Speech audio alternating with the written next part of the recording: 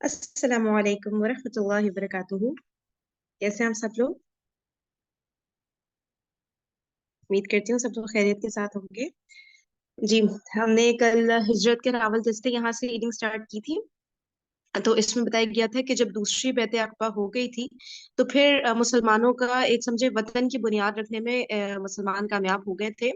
और ये सबसे बड़ी कामयाबी थी अभी तक। तो रसूलुल्लाह सल्लल्लाहु अलैहि वसल्लम ने मुसलमानों को इजाजत फरमाई कि वो अपने नए वतन की तरफ हिजरत कर सकते हैं ऑफिशियली। अच्छा, अब हिजरत के माने बता रहे हैं कि जो उनके जाती मुफादात के हिसाब से अगर देखा जाए तो जो हिजरत के माने थे वो ये कि उनको यानी कि उनको उनकी जान की हिफाजत हो जाए और वो जो एक मुश्किल तरीके से मक्का में जिंदगी गुजार रहे थे तो उन मुश्किलात से जान छूटे और मदीना में जाके थोड़ा बेटर कंडीशन में वो रह सके। लेकिन ये था कि वो पूरे से भर उनको था कि कुछ भी हो सकता है वहां पे कोई लोग हों जो उन्हें लूटें या हलाक करने की कोशिश करें। मदीना पहुंच कर भी क्या हालात होंगे, वहां भी इस्लाम दुश्मन लोग होंगे। तो एक इस तरह की कंफ्यूजन की सी स्टेट थी, यानी कि मिक्स्ड फीलिंग्स जैसे कहेंगे ना, कि खुशी भी थी कि भाई नए वतन जा रहे हैं, वहां यहाँ से चीजें बेहतर होंगी, लेकिन क्लियर भी नहीं था कि वहां पे जाके क्या होगा। तो बस अल्लाह पर तवक्कुल करके और रसूलुल्लाह सल्लल्लाहु अलैहि वसल्लम का हुक्म मानकर सबके सब वहां पे हिजरत करने की प्लान करने लगे। अच्छा, मुसलमान ये जानते थे कि मुशरिकीन इतनी आसानी से तो नहीं उनको मूव होने देंगे वहां पर मदीना में। तो फिर कुछ एग्जांपल्स दिए हैं कि क्या क्या उन्होंने, जो कुफारे कुरैश थे, उन्होंने क्या क्या स्ट्रेटेजीज यूज की कि किसी तरह से हिजरत रुक जाए। सबसे पहले बताया कि हजरत अबू सलमा रजी अल्लाह तआला अन्हु ने हिजरत की थी और वो अपनी बीवी बच्चे के साथ हिजरत कर रहे थे। लेकिन फिर जो है उनके जो ससुराल वाले हैं उन्होंने उनकी बीवी को रोक लिया सबसे पहले। और फिर जो उनके घर वाले हैं उन्होंने उनके बच्चे को रोक लिया। और जो बच्चे के ददियाल वाले ननियाल वाले दोनों ने बच्चे को अपनी अपनी तरफ खींचना चाहा कि भाई हम रखेंगे। दूसरी पार्टी ने कहा कि हम रखेंगे। उस खींचने के चक्कर में उनके जो बेटे थे उनका हाथ उखड़ गया। फिर हजरत अबू सलमान रजी अल्लाह तआला अन्हु जो है चले गए मदीना मुनव्वरा। लेकिन उनकी जो बीबी थी हजरत उम्मे सलमा रजी अल्लाह तआला अन्हा, वो बहुत ज्यादा अपसेट थी। और वो वही जो मुकाम जहाँ पे ये सब हो रहा था, बच्चे के साथ खिंचमतानी, और जहाँ वो अपने मियाँ और अपने बच्चे से जुदा हुई थी, अलबतह का जो मुकाम है वहां पर वो रोज जाती थी सुबह और शाम तक वो रोती रहती थी। तो इस तरह से एक साल पूरा उन्होंने गुजारा है कि इस हालत में ना, कि सुबह जा रही हैं और शाम तक रो रही हैं, फिर वापस आ रही हैं। तो उनके ही खानदान के किसी शख्स को जो है उन पे तरस आ गया और उन्होंने जो है मशवरा दिया उनके घर वालों को कि इनको जाने दो उनके शोहर के पास।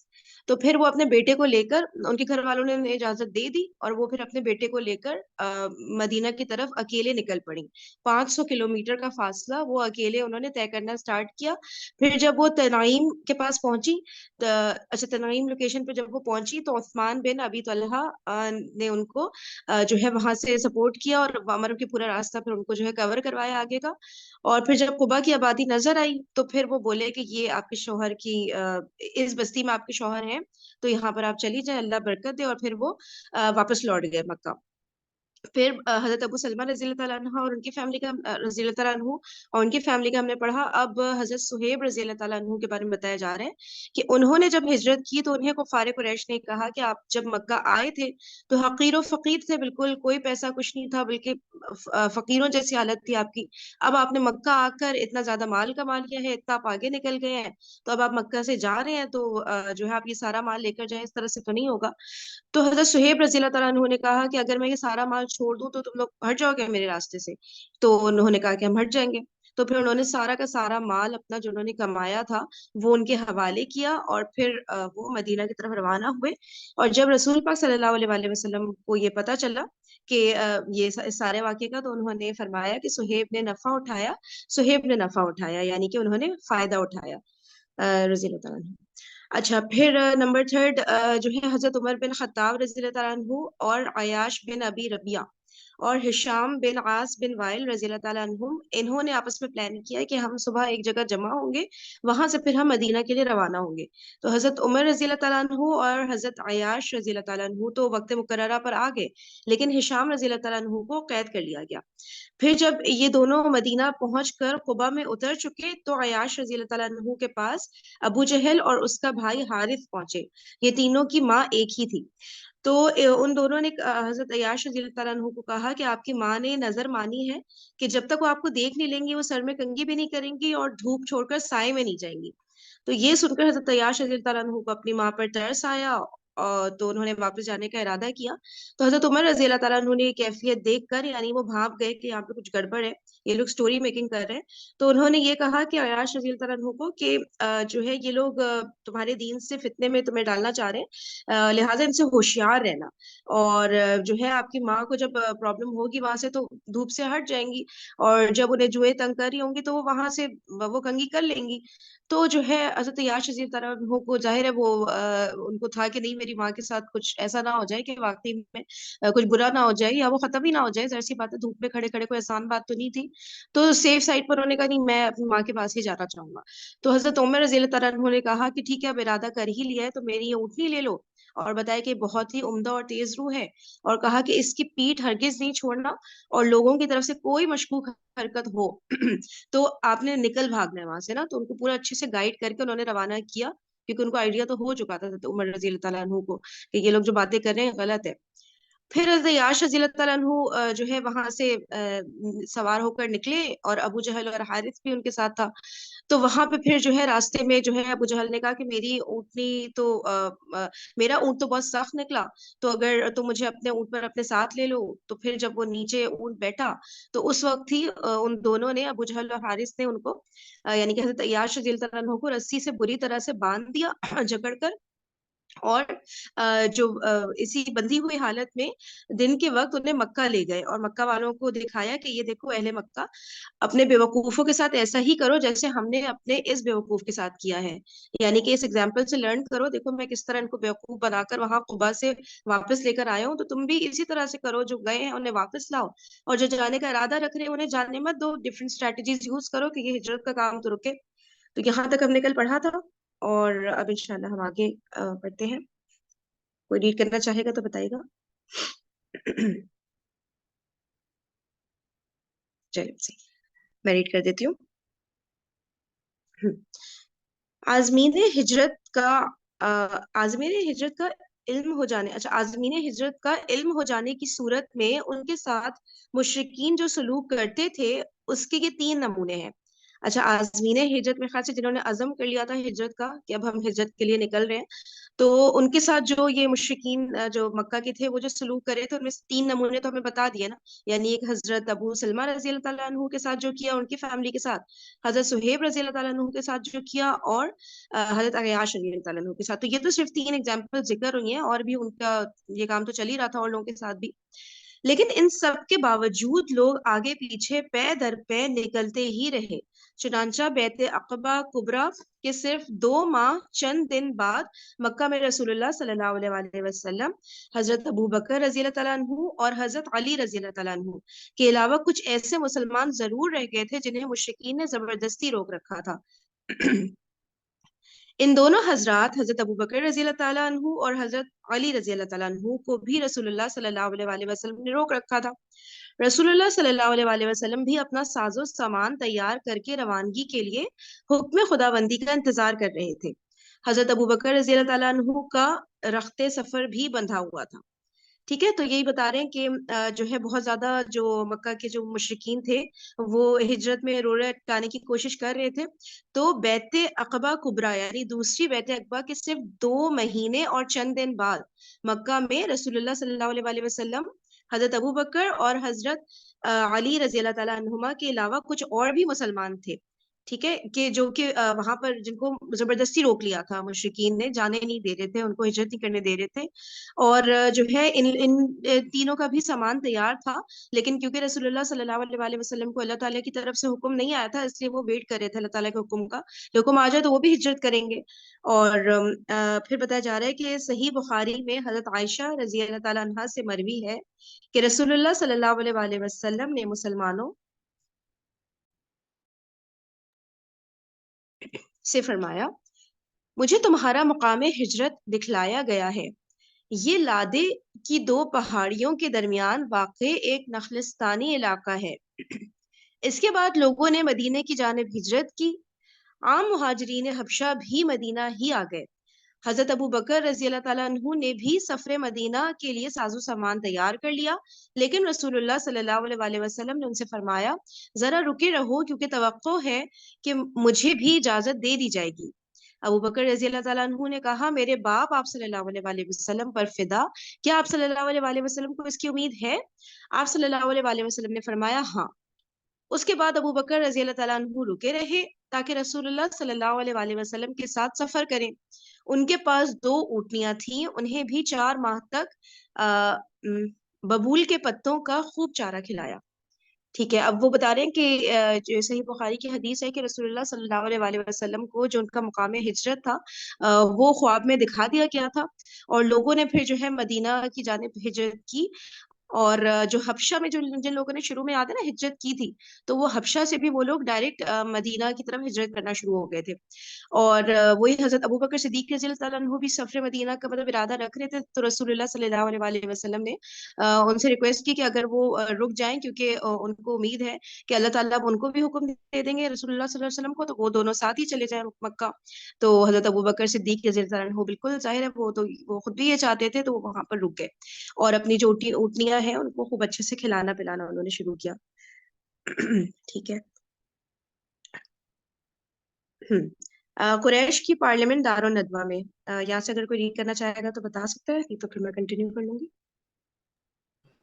میں کر لوں، تم جی تفسیر جی بتاؤ، میں کر لیا کروں، ٹھیک ہے بیٹا؟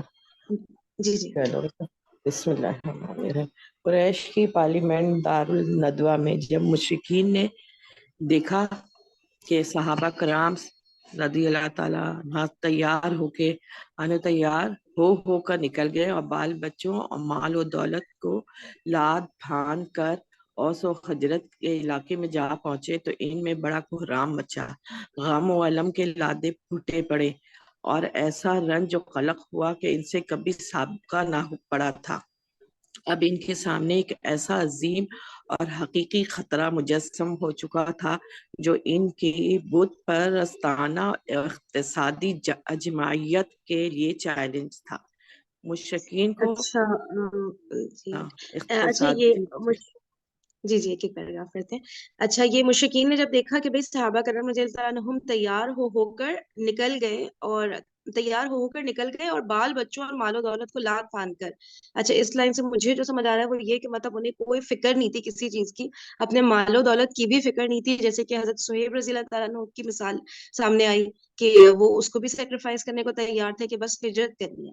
بال بچوں کا پھر جیسے کہ حضرت ابو سلمہ رضی اللہ تعالیٰ عنہ کے ساتھ جو اسٹریٹجی یوز کی تھی ان کے سسرال والوں نے کہ بھائی ان کے بیوی کو رکھ لیں گے، اور ان کے اپنے گھر والوں نے حضرت ابو سلمہ رضی اللہ تعالیٰ عنہ انہوں نے بھی تو یہ اسٹریٹجی یوز کی تھا کہ چلو بچے کو ہم رکھ لیں گے، تو ان لوگوں کو ان باتوں کی کوئی فکر نہیں تھی، ان کو بس اپنے مشن پہ انہوں نے فوکس کیا ہوا تھا۔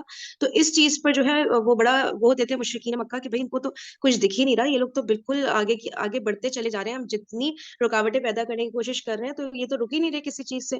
تو وہ بہت زیادہ اپسیٹ ہو رہے تھے کہ کیا اور کیا جائے، اور جو ہے اوس و خزرج کے علاقے میں جہاں پہنچے تو ان میں بہت زیادہ غم و علم کے لاوے پھوٹ پڑے، یعنی کہ اور ایسا رنج و علم کہ جو پہلے کبھی نہیں ہوا تھا، یعنی کہ اس سے پہلے اتنی بڑی اپسیٹنگ سچویشن ان کے ساتھ نہیں ہوئی تھی۔ اور اب یہ بتا رہے ہیں کہ یہ سب کچھ جو ہو رہا تھا اس سے ان کے جو بت پرستانہ اور اقتصادی جب اجتماعیت، اقتصادی کس کو کہتے ہیں، کوئی بتا سکتا ہے اس ورڈ کا میننگ؟ یہ ذہن سے نکلتا ہے۔ تو مطلب ان کی اوور آل سچویشن جو تھی، یعنی کہ social situation, economic situation, political, ہر لحاظ سے کہ ان کے لیے نا بہت بڑا خطرہ ہونا تھا کہ اگر مسلمان ہجرت کر گئے، وہاں جا کے سیٹ ہو گئے، اسلام کا بول بالا ہو گیا، تو یہ ان کے اوپر بھی انڈائریکٹلی بہت برے امپیکٹ لا سکتا تھا، تو وہ گھبرا گئے تھے۔ اب آگے بڑھتے ہیں۔ مشرکین کو معلوم تھا کہ محمد صلی اللہ علیہ وآلہ وسلم کے اندر کمال قیادت اور رہنمائی کے ساتھ ساتھ کس قدر انتہائی درجہ قوت تاثیر موجود ہے، اور آپ صلی اللہ علیہ وآلہ وسلم کے صحابہ میں کیسی عظمیت و استقامت اور کیسا جذبہ فداکاری پایا جاتا ہے، پھر اوس و خجرت کے قبائل میں کس قدر قوت اور قدرت اور جنگی صلاحیت ہے، اور ان دونوں قبائل کے عقل میں صلح و صفائی کے کیسے جذبات ہیں، اور وہ کئی برس تک خانہ جنگی کی تلخیاں چکھنے کے بعد اب باہمی رنج و عداوت کو ختم کرنے پر کس قدر آمادہ ہیں۔ اچھا، اب یہ بتایا جا رہا ہے کہ جو مسلمانوں کے پاس اس وقت طاقتیں تھیں، یعنی کہ مشرکین کو معلوم تھا کہ حضرت محمد صلی اللہ علیہ وآلہ وسلم کے اندر کمال قیادت یعنی کہ لیڈرشپ کرنے کی جو بیسٹ کوالٹیز ہوتی ہیں وہ رسول پاک صلی اللہ علیہ وآلہ وسلم کے اندر ہیں، یہ ان کو پتا تھا. اور رہنمائی کرنا، کسی کو گائیڈ کرنا، اپنی عوام کو، اپنی نیشن، اپنی قوم کو لے کر چلنا، تو وہ رہنما بھی وہ سب سے زبردست تھے. تو یہ سب کوالٹیز تو تھی ان کے لیڈر کے اندر. ساتھ ساتھ بتا رہے ہیں کہ اور ہاں، قوت تاثیر یعنی کہ جو وہ باتیں کرتے تھے اس کا کتنا اثر ہوتا تھا لوگوں کے اوپر. تو یہ ساری کوالٹیز تو تھی رسول پاک صلی اللہ علیہ وآلہ وسلم کے اندر. لیکن اس کے علاوہ بتا رہے ہیں کہ صحابہ کرام کی بھی پھر بتایا جا رہا ہے کہ رضی اللہ تعالیٰ عنہ کہ ان کے اندر ایسی استقامت تھی کہ وہ آگے بڑھتے ہی چلے جا رہے تھے. انہیں جتنا ظلم و ستم برداشت کیا، اتنا مال و دولت، بچے سب قربان کر کے آگے بڑھتے چلے جا رہے ہیں. یہ صحابہ رضی اللہ عنہ کی کوالٹیز بتائی جا رہی ہیں کہ بالکل وہ تو ہر چیز قربان کر کے آگے بڑھنے کو تیار تھے. ٹھیک ہے، تو رسول اللہ صلی اللہ علیہ وسلم کے بارے میں بتایا، پھر صحابہ کرام رضی اللہ تعالیٰ عنہ کے بارے میں بتایا. پھر یہ کہ اوس و خزرج کا بتا رہے ہیں کہ اب وہ لوگ بھی تو ان کے ساتھ ہو گئے تھے نا، اوس و خزرج کے جو لوگ تھے، تو ان کے قبائل میں بتا رہے ہیں کہ ان کے اندر قوت و قدرت یعنی بہت زیادہ پاور تھی ان کے اندر، اور جنگی صلاحیت بہت تھی، اور جنگ کے وہ عادی تھے، کوئی نئی چیز نہیں تھی، وہ لوگ فلی ٹرینڈ تھے جنگ کے لیے، اور وہاں ہوتی رہتی تھی جنگیں. تو اور ان کے جو ان دونوں قبائل کے اقلا، میرے خیال سے جو سردار اور جو بڑے لیول پہ لوگ، ایلیٹ کلاس جو ہوتے ہیں، انٹلیکچوئلز جو ہوتے ہیں سوسائٹی کے، تو وہ جو ہے صلح و صفائی کے جذبات رکھتے تھے. مطلب ان کے یہاں خانہ جنگی وغیرہ بہت ہو رہی تھی نا، تو وہ ان چیزوں سے بچنا حال پیدا کرنا چاہ رہے تھے. تو یہ ساری جو کوالٹیز ہیں، یہ سب مکس ہو کر، یعنی کہ جب یہ سامنے آئیں گی یہ سب کوالٹیز ان سب کی، تو کتنا مشرکین کے لیے برا ہو سکتا ہے. تو ان کو ان سب چیزوں کا آئیڈیا تھا کہ مسلمانوں کے پاس ایک بہت بڑی قوت ہے. اور دیکھیں یہ اس سے ہمیں کتنا کلیئر ہوتا ہے کہ یہ ساری قوت الگ الگ بتا رہے ہیں نا، کہ لیڈر کی الگ جو ہے وہ تھی کوالٹیز تھیں، صحابہ جو ان کے کمپینینز تھے ان کی الگ کوالٹیز تھیں، پھر دوسرے لوگ جو دوسرے وطن کے تھے ان کے اندر الگ کوالٹیز تھی. تو یہ سب ساری قوتیں جب کمبائن ہو جاتی ہیں، اور پھر آپ جب ایک گروپ بن کے لڑتے ہو، تو یہ سب قوتیں کتنی زیادہ بڑھ جاتی ہیں نا، ایک دوسرے کو ہیلپ کرتی ہیں، ایک دوسرے کو کمپلیمنٹ کرتی ہیں. تو کتنی بڑی طاقت بن سکتے ہیں. اسی طرح سے آج کل کے مسلمانوں کا بھی یہی ہے نا، کہ ہے کوالٹیز بہت ہیں، بہت زیادہ ہے، شجاعت ہے، بہادری ہے، عقل ہے، دماغ ذہن اتنا چلتا ہے، سب کچھ ہے. لیکن جہاں پہ یہ سب کوالٹیز سب لوگ مل جائیں گے، تو وہ جو قوت بن کر سامنے آئے گی، اللہ تعالیٰ انشاءاللہ وہ وقت لائیں گے، تو پھر تو ظاہر ہے پھر وہ دنیا دیکھے گی انشاءاللہ. تو یہ ان کی کوالٹیز بیان کی گئی اس پیراگراف میں. اب آگے چلتے ہیں. اچھا، اور کسی کو کچھ ایڈ کرنا ہو تو پلیز آپ میں سے کوئی بھی کچھ بولنا چاہے تو پلیز بولیے، سب لوگ مل کے تاکہ پڑھے ہیں. جی آگے چلیے. انہیں اس کا بھی احساس تھا کہ یمن سے شام تک بحیرہ احمر کے ساحل سے ان کی جو تجارتی شاہراہ گزرتی ہے، اس شاہراہ کے اعتبار سے مدینہ فوجی اہمیت کے کس قدر حساس اور نازک مقام پہ واقع ہے. درا حالیہ ملک شام سے صرف مکہ والوں کی سالانہ تجارت 2.5 لاکھ دینار سونے کے تناسب سے ہوا کرتی تھی. اہل طائف وغیرہ کی تجارت اس کے علاوہ تھی، اور معلوم ہے کہ اس تجارت کا سارا دار و مدار اس پہ تھا کہ یہ راستہ پرامن رہے. ان تفصیلات جی سے بخوبی اچھا، یہ پیراگراف تھوڑا اندازہ سا جی جی جی جی ایک ایک بخوبی پیراگراف انداز پڑھتے ہیں. ہو سکتا ہے کہ یثرب میں اسلامی آنٹی دعوت وہ کے یہ والا پیراگراف میں ایکسپلین کرنا چاہ رہی تھی تھوڑا سا، چلو کر لو. پھر آگے. جی جی ایک ایک پیراگراف لے کے چلتے ہیں. اچھا، اس کا یہ بتانے کہ انہیں یعنی کہ جو مشرکین مکہ تھے ان کو اس بات کا بھی احساس تھا کہ یمن سے شام تک، ٹھیک ہے، یمن سے لے کے جو سیریا جو کہلاتا ہے وہاں تک، جو بحر احمر یعنی جو ریڈ سی کا ساحل تھا، تو ان کی جو تجارتی شاہراہ جو گزرتی تھی، یعنی کہ جو پورا تجارتی قافلے جو گزر رہے ہوتے تھے اس راستے سے، تو وہ بھی ان کو پتا تھا کہ وہ وہاں پر ہوتا ہے. اس شاہراہ کے اعتبار سے بتایا جا رہا ہے کہ مدینہ کی جو فوجی اہمیت کے کس قدر حساس اور نازک مقام پر واقع ہے. تو اس راستے میں ہی جو ان کا تجارتی قافلہ جا رہا ہوتا تھا، مدینہ لوکیٹڈ تھا. تو پھر بتا رہے ہیں مزید کہ ملک شام سے ہی صرف مکہ والوں کی سالانہ تجارت 2.5 لاکھ دینار سونے کے تناسب سے ہوا کرتی تھی. اور اس وقت کا بتا رہے ہیں 2.5 لاکھ دینار سونے کے تناسب سے اس وقت ہوتی تھی، یعنی کہ اتنا پیسہ وہ کماتے تھے، اتنا مال وہ کماتے تھے اس وقت ملک شام سے صرف. ٹھیک ہے. اور اہل طائف وغیرہ سے جو تجارت کرتے تھے وہاں جا کے، وہ جو اماؤنٹ تھا وہ اس اماؤنٹ کے علاوہ تھا. تو اور معلوم ہے کہ اس تجارت کا سارا دار و مدار اس پر تھا کہ راستہ پورا امن رہے. تو مدینہ والے ان کو وہ دیتے ہوں گے نا، بیچ بیچ میں سپورٹ کرتے ہوں گے، ان کو پروٹیکشن دیتے ہوں گے، سیکورٹی دیتے ہوں گے کہ بھئی آپ اپنا قافلہ سکون سے یہاں سے گزار لیں. تو اب وہ مدینہ والوں کے ساتھ بھی دشمنی نہیں بول سکتے تھے کہ بھئی ان کی ساری تجارت ٹھپ ہو جاتی، کیونکہ وہ تو راستے میں وہی لوگ ان کو پروٹیکشن دے رہے ہوتے تھے نا. تو یہ ساری چیزیں بھی ان کے سامنے تھیں. مشرکین مکہ انہیں لگ رہا تھا کہ ہمارا تو بیڑا غرق ہو جائے گا اگر یہ لوگ سب ایک طرف ہو گئے. تو یہ بتا رہے ہیں ان کے کیا کیا خدشات تھے، یہ کیا کیا برا ان کے ساتھ آگے ہو سکتا ہے. جی آگے چلتے. ان تفصیلات سے بخوبی اندازہ ہو سکتا ہے کہ یثرب میں اسلامی دعوت کی جڑ پکڑنے اور اہل مکہ کے خلاف اہل یثرب کے صفا آرا ہونے کی صورت میں مکہ والوں کے لیے کتنے خطرات تھے. چونکہ مشرکین کو اس گھمبیر خطرے کا پورا احساس تھا اور جو ان کے وجود کے لیے چیلنج بن رہا تھا، اس لیے انہوں نے اس خطرے کا کامیاب ترین علاج سوچنا شروع کیا. اور معلوم ہے کہ اس خطرے کی اصل بنیاد دعوت اسلام کے علم بردار حضرت محمد صلی اللہ علیہ وآلہ وسلم ہی تھے. اچھا، اس پیراگراف میں بتایا جا رہا ہے کہ یہ جتنی بھی اوپر تفصیلات ڈسکس ہوئی ہیں کہ جو صحابہ کرام رضی اللہ تعالیٰ عنہم کی کوالٹیز بیان ہوئی ہیں، اوس و خزرج کے لوگوں کی جو کوالٹیز بیان ہوئی ہیں، اور یہ کہ بھئی تجارتی قافلہ وہاں سے گزرتا تھا، اور ہاں ٹو ٹاپ اٹ آل حضرت محمد صلی اللہ علیہ وسلم کی جو ان کے لیڈر تھے ان کی کوالٹیز بیان ہوئی ہیں. اور یہ کہ بھئی تجارتی قافلہ گزرتا تھا تو مدینے والے پروٹیکشن کرتے تھے، تو آپ مدینے والوں سے اس طرح دشمنی نہیں مول سکتے. پھر ظاہر ہے آپ کی جو اکنامک فائنینشیل جو سچویشن ہے وہ کرائسس کا شکار ہو جائے گی. تو اس لیے انہوں نے جو ہے اب ان کو یہ سمجھ آ گیا تھا کہ اسلامی دعوت جو ہے مدینہ میں جڑ پکڑنا شروع ہو جائے گی، اور جب جڑ پکڑے گی تو اہل مکہ کے خلاف ہو جائیں گے وہ سارے اہل یثرب والے لوگ. وہ پہلے ہی خلاف تھے اہل مکہ کے، تبھی تو وہ وہاں پہ گئے تھے کہ بھئی رسول اللہ صلی اللہ علیہ وسلم کو پریشان کریں، صحابہ کرام رضی اللہ عنہم کو پریشان کریں. تو ان کو یہ تھا کہ یہ تو ہمارے لیے تو بہت زیادہ مطلب گمبھیر سچویشن پیدا ہو جائے گی.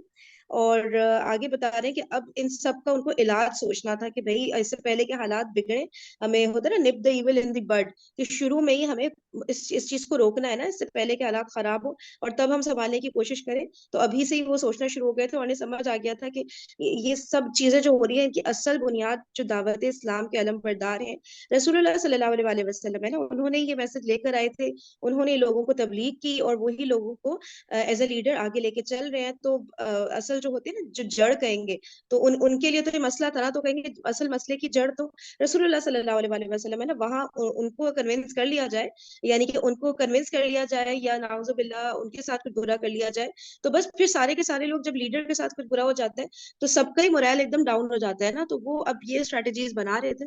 اب دیکھتے ہیں کہ آگے وہ کیا سوچ رہے ہیں رسول اللہ صلی اللہ علیہ وسلم کے بارے میں.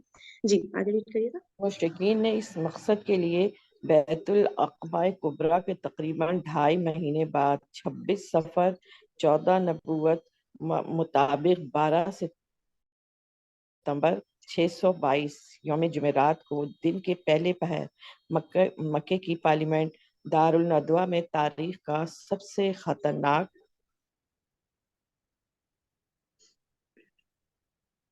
اجتماع منعقد کیا، اور اس میں قریش کے تمام قبائل کے نمائندوں نے شرکت کی. موضوع بحث ایک ایسے قطعی پلان کی تیاری تھی جس کے مطابق اسلامی دعوت کے علم بردار کا قصہ بعجلت تمام پاک کر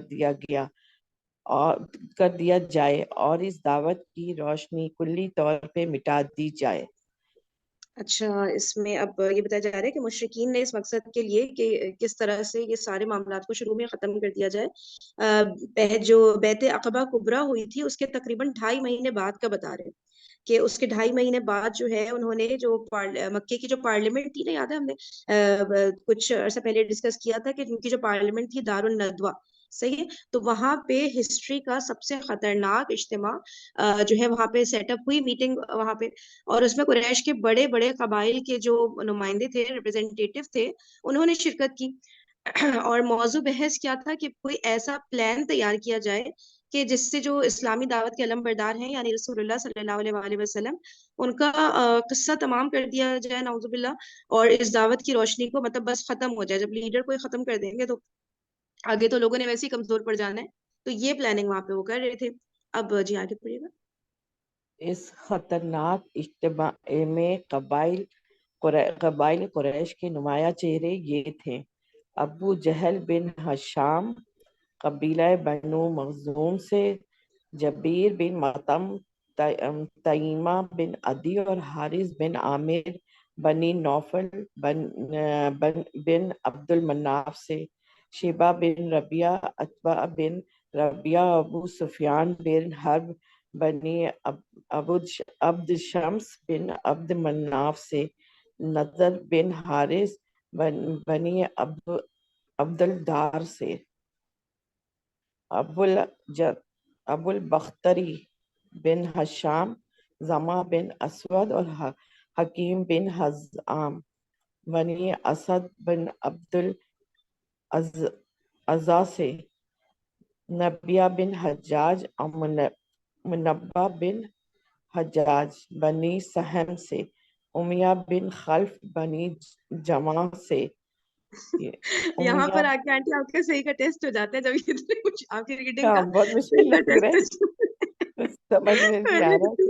ہاں نہیں ماشاء اللہ پھر بھی آپ نے اتنا زبردست پڑھا ہے میں تو پڑھ بھی نہیں سکتی تھی اتنے مشکل تھا. سمجھ گئے، زبردست روک روک ماشاء کے دیکھ کے بھائی ہجک کر کے پڑھنا پڑ رہا ہے. اچھا یہ اب مجھے بتا دیں کہ قریش کے جو قبائل کے جو نمایاں چہرے تھے نا، جو فرنٹ پہ جو لیڈرز سامنے آئے تھے ان کے قریش کے جو سردار وغیرہ ہوں گے، تو ان سب کے نام بتائے گئے ہیں کہ یہ اس میٹنگ میں تھے، اور ان سب کے قبائل کے نام آگے بتائے گئے ہیں. ٹھیک ہے اب آگے پڑھتے ہیں. وقت مقررہ پر یہ نمائندگان دار الندوہ پہنچے تو ابلیس بھی ایک شیخ جلیل کی صورت عبایا اوڑے راستہ روکے دروازے پہ آن کھڑا ہوا. لوگوں نے کہا یہ کون سے شیخ ہیں؟ ابلیس نے کہا یہ اہل نجد کا ایک شیخ ہے، آپ لوگوں کا پروگرام سن کر حاضر ہو گیا ہے، باتیں سننا چاہتا ہے، کچھ بعید نہیں کہ آپ لوگوں کو خیر خواہانہ مشورے سے بھی محروم نہ رکھے. لوگوں نے کہا بہتر ہے آپ بھی آ جائیے، چنانچہ ابلیس بھی ان کے ساتھ اندر آ گیا. اچھا اب وہی بتا رہے ہیں کہ وہاں پہ یعنی کہ دارالندوہ پر جب سب لوگ پہنچے تو ابلیس بھی وہاں پر ایک شیخ جلیل کی صورت میں ابا اوڑے وہاں پر پہنچا، اور کیا راستہ روکے دروازے پر آن کھڑا ہوا. اچھا دارالندوہ کے صحیح ہے. اور لوگوں نے بالکل ہی نیا فیس تھا لوگوں کے لیے، تو لوگوں نے کہا یہ کون سے شیخ ہے؟ تو پھر ابلیس نے کہا کہ یہ اہل نجد کا ایک شیخ ہے.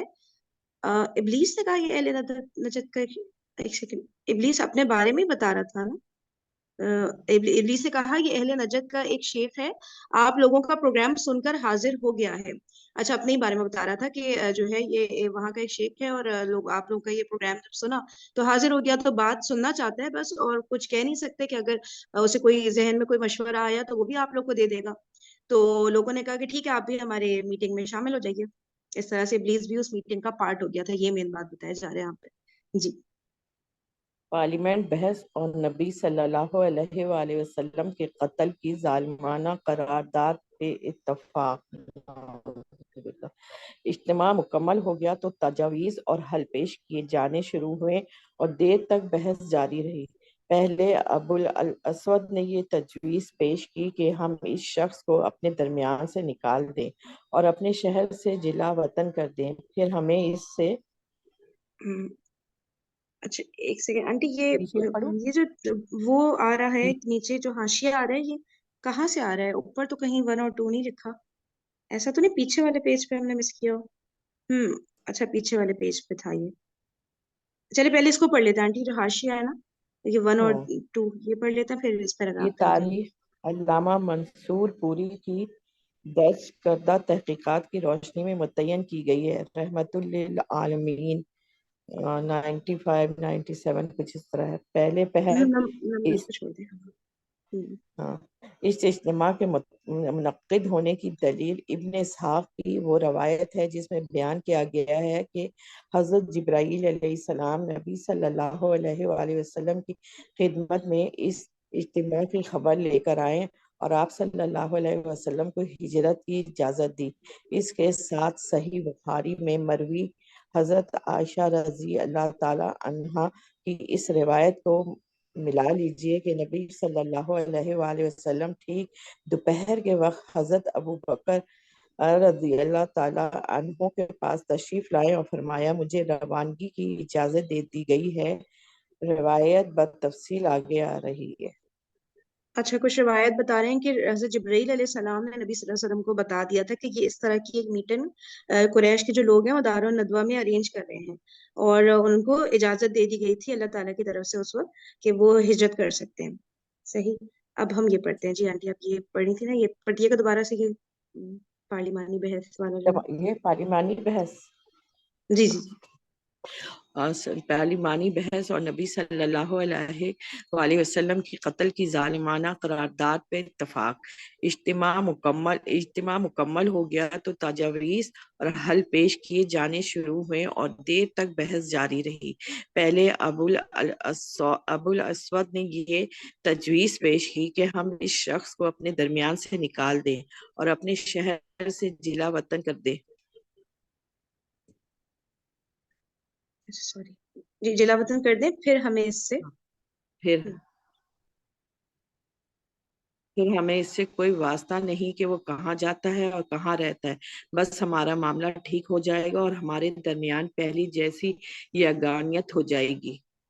اچھا، اب اس میں بتا رہے ہیں کہ اجتماع مکمل ہو گیا، یعنی کہ میٹنگ وہاں پر سٹارٹ ہوئی تو تجاویز اور حل پیش کے کیا تجاویز، اچھا، سجانے لگے اور دیر تک بحث جاری رہی کہ بھئی کیا اسٹریٹجی یوز کی جائے۔ تو سب سے پہلے ابو الاسود نے یہ تجویز پیش کی کہ ہم اس شخص کو اپنے درمیان سے نکال دیں اور اپنے شہر سے جلا وطن، یعنی کہ بس شہر سے ہی نکال دیتے ہیں ان کو، تاکہ وہ جب رہیں گے ہی نہیں تو ان کا لیڈر ہی نہیں لے گا ان کا، تو وہ ظاہر ہے وہ آگے کوئی کچھ کر ہی نہیں پائیں گے، پھر ہمیں اس سے کوئی واسطہ نہیں ہوگا، اور وہ کہاں جاتے ہیں کیا کرتے ہیں ہمیں کوئی تعلق ہی نہیں، تو پھر یہ تحریک ان کی چل ہی نہیں پائے گی اور ہمارا معاملہ ٹھیک رہے گا اور ہم پہلے جیسے بالکل رہ رہے ہوں گے۔ ٹھیک ہے، ایک تو یہ انہوں نے تجویز دی تھی، اب آگے دیکھتے ہیں۔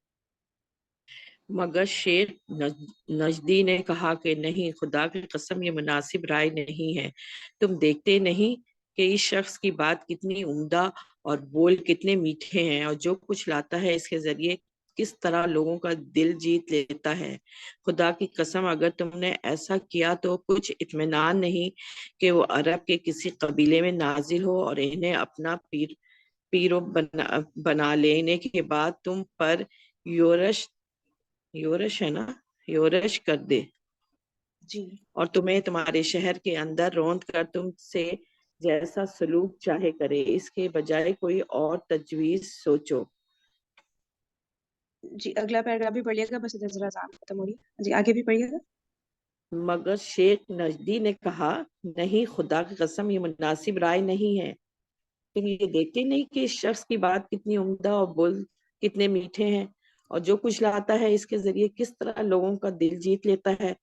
خدا کی قسم اگر تم نے ایسا کچھ کیا تو کچھ اطمینان نہیں کہ وہ عرب کے کسی قبیلے میں نازل ہو اور انہیں اپنا پیر بنا لینے کے بعد تم پہ یورش کر دے اور تمہیں تمہارے شہر کے اندر روند کر تم سے جیسا سلوک چاہے کرے، اس کے بجائے کوئی اور تجویز سوچو۔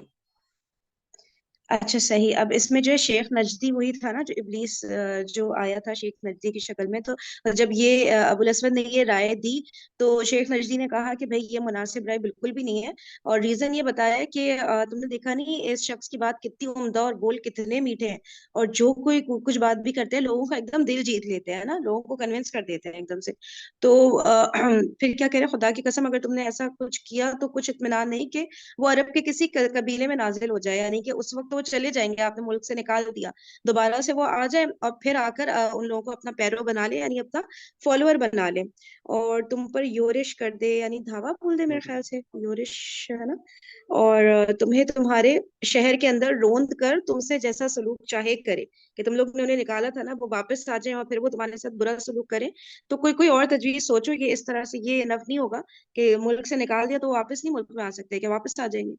ٹھیک ہے، اب آگے پڑھتے ہیں۔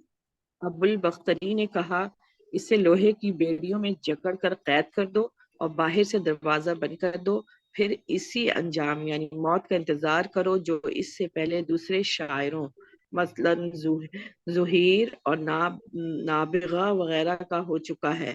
شیخ نجدی نے کہا نہیں، خدا کی قسم یہ بھی مناسب رائے نہیں ہے، واللہ اگر تم لوگوں نے اس سے قید کر دیا جیسا کہ تم کہہ رہے ہو تو اس کی خبر بند دروازے سے باہر نکل کر اس کے ساتھیوں تک ضرور پہنچ جائے گی، پھر کچھ بعید نہیں کہ وہ لوگ تم پہ دھاوا بول کر اس شخص کو تمہارے قبضے سے نکال لے جائیں، پھر اس کی مدد سے اپنی تعداد بڑھا کے تمہیں مغلوب کر لیں، لہٰذا یہ بھی مناسب رائے نہیں، کوئی اور تجویز سوچو۔